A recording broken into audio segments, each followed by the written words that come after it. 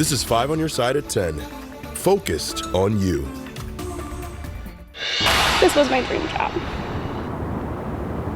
And it's unfortunate that it needed to end this way, but our attorneys should not be put in this position, and the community should not have to be in this kind of position either. Now to a story 5 on your side was the first to report another prosecutor with Circuit Attorney Kim Gardner's office steps down, citing an unbearable workload and a lack of support. Good evening, I'm Ann Allred. The sudden resignation comes just days before a court hearing in the Attorney General's fight to remove Kim Gardner from office. 5 on your side's Brent Solomon brings us more insight into her decision to step down. Brent. Well, Ann, Natalie Ogurkiewicz worked for Kim Gardner for nearly 3 years. Fighting tears, she says she's lost trust in the circuit attorney. She says she had no clue she would walk off of the job today, though her concerns had been festering for quite some time. 5 on your side, the first to get hands on this resignation letter and the first to speak with Natalia Ogurkiewicz. My title was Assistant Circuit Attorney in the Homicide and Violent Crimes Unit. The now former St. Louis prosecutor speaking with us on the very day she told her boss, Kim Gardner, she's had enough. I felt that I needed to leave the Circuit Attorney's office at this time due to the position that our attorneys have been placed in. Due to the impossible circumstances and the fact that we are expected to do far more than one attorney's job. Right now, what we're expected to do is to be an attorney, to be an investigator, to be a paralegal, and to be a victim services advocate due to the lack of support and lack of structure in the circuit attorney's office at this time. Ogurkiewicz was the prosecutor in the Daniel Riley case. That's the man accused of hitting 17-year-old Janae Edmondson with his car, causing her to lose both her legs. The armed robbery suspect was out of jail on bond, but violated his GPS monitoring terms nearly 100 times. That launched Attorney General Andrew Bailey's quest to get Gardner out of office, claiming she's not doing her job. I can't speak on that given the ethical parameters of an individual who's involved in litigation, but I'm sure that my thoughts as well as the thoughts of others are going to become clear because I am fully cooperative with the Attorney General's efforts. At a crime solutions meeting Thursday, a representative from Gardner's office addressing the community. The appointed, Attorney General is trying to take away your right to determine who your elected officials are. Your presence, voters, is extremely important to make sure that we keep our city safe. And he wants to say he's the best knower of what the interests are in the city of St. Louis. The safety of the community requires that this circuit and this office be led with integrity and that the attorneys can be effective in their environment. That attorney was scheduled to prosecute 2 first-degree murder trials next week. As of today, there are now 3 prosecutors to handle nearly 500 cases in the circuit attorney's office. Gardner not commenting on this latest resignation. The hearing on the Attorney General's push to remove Gardner from office is set for Tuesday at 1:30.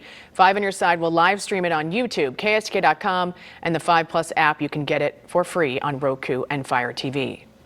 Right now, police are still looking for this man. They say he fired a gun during a fight on a Metrolink train packed with Cardinals fans. That violence broke out near a station in East St. Louis. 5 on your side's Robert Townsend spoke with concerned riders tonight. Hundreds of Cardinals fans often take Metrolink trains to and from Busch Stadium for baseball games. They're used to routine rides, but that was not the case Thursday night.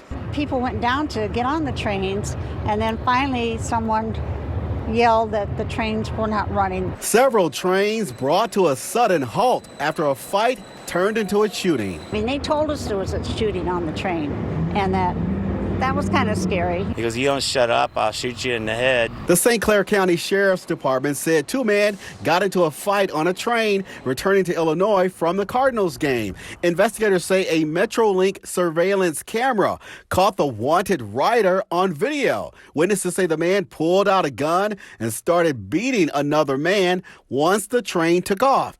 Dale Becker saw it all. And the guy kept on walking, and he got up to him, and he started pistol whipping him, hit him about 3 times in the head. Riders told sheriff's deputies a single gunshot went off from the suspect's gun. Nobody on the Metrolink train was hurt.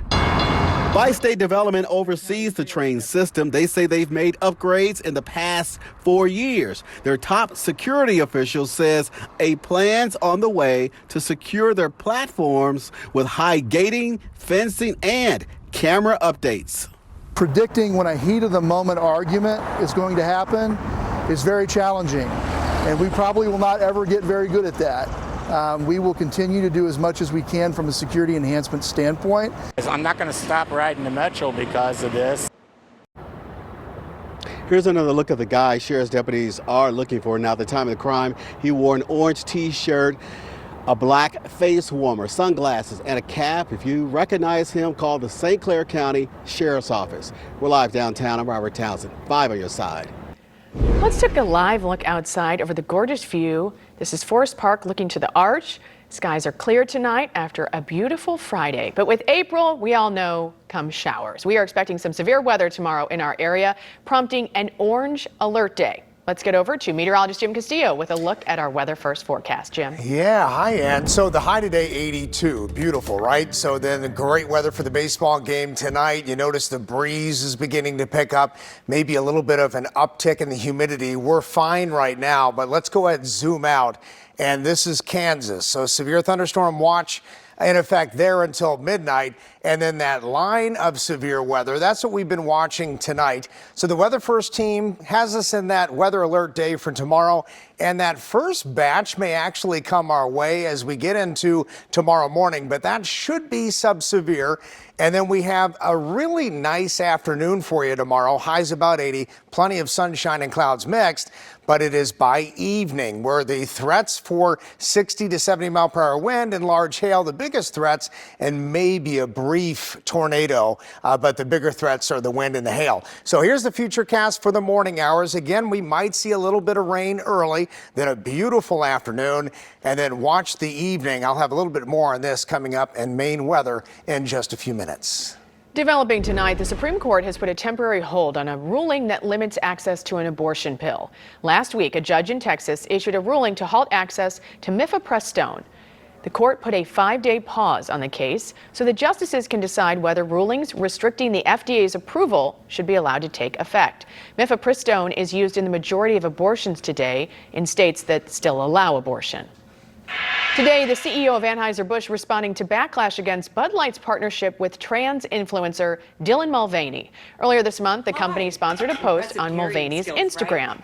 Some responded with anger, condemning the beer maker for supporting the trans woman. CEO Brendan Whitworth said in a statement, "We never intended to be part of a discussion that divides people. We are in the business of bringing people together over a beer." Today, Planned Parenthood responded to the Missouri Attorney General's emergency rule on banning gender-affirming care. The organization says they're keeping their doors open and increasing their capacity. Employees hope to welcome as many patients as they can before that rule takes effect on April 27th. Planned Parenthood is hosting special pop-up clinics starting Monday. Walk-ins will be available at their Central West End location from 8 to 5. You can also schedule an appointment at their Fairview Heights location. Today, the man accused of killing Cash App founder Bob Lee made his first court appearance. This man, 38-year-old Nima Momeni, was charged with murder in last week's deadly stabbing in San Francisco. According to court documents, a witness told police Lee and Momeni's sister were out drinking the night before Lee was killed. If found guilty, Momeni could spend 26 years in prison. Bob Lee was born in St. Louis. This weekend, 2 Missouri soldiers killed in a helicopter crash will be laid to rest.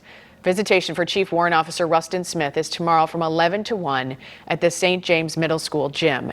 He will then be laid to rest at the Missouri Veterans Cemetery at Fort Leonard Wood. And visitation for Chief Warrant Officer Zachary Esperanza is Sunday from noon to 6 at the Hoffmeister South County Chapel. His funeral will be Monday at the Cross Point Church, and he will be laid to rest at the Jefferson Barracks National Cemetery. Are you ready to roll through the streets of St. Louis? The electronic scooters that return to downtown today. Now that warmer weather is back, so are Lime scooters. Lime relaunched its scooters downtown today for the spring and summer season. Lime says they're running safety campaigns to prevent underage riding and focus on safety and equity. They're also reducing speed limits. That's in compliance with their deal with the city. Bird deployed its scooters last weekend. Let's get a final check of your forecast with meteorologist Jim Castillo. Yeah, you know what? What a day, right, Ann? Yes, it was beautiful. And tomorrow, some changes.